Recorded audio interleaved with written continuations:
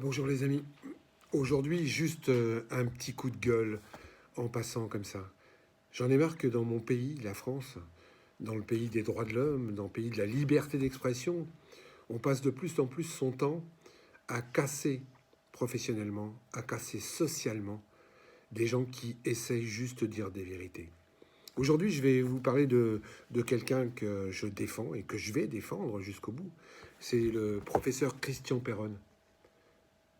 Vous voyez, ce monsieur, il a écrit ce livre où dedans, il y a plein de chiffres, plein de faits factuels, rien que des vérités prouvables.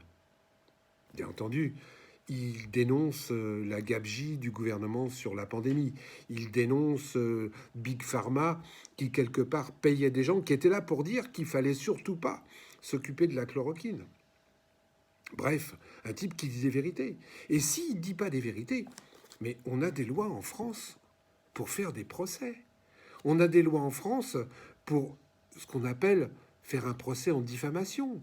Non, on ne fait pas ça. On commence par détruire les personnes. On commence à les détruire socialement. On envoie des journalistes félons dans les journaux pour dire du mal. On convoque le Conseil de l'ordre pour dire qu'on va radier ce professeur. Pourquoi? Parce qu'il a osé dire qu'il y a eu 25 000 morts de trop sur le Covid-19.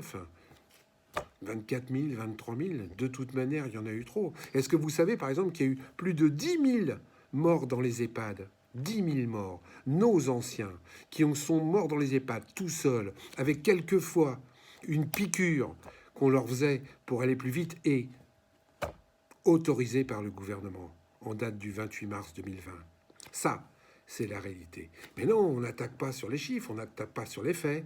On attaque sur le fait que le professeur Perron était un petit peu en colère parce que son beau-frère est mort dans des conditions pas possibles au CHU de Nantes et que, voilà, il n'était pas content. Je n'aurais pas été content, moi aussi, dans les conditions dans lesquelles ça s'est passé.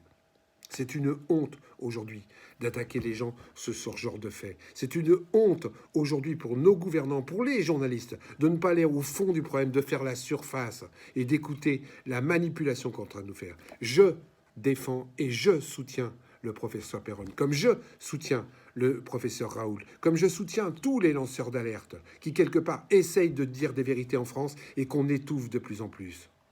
À bientôt.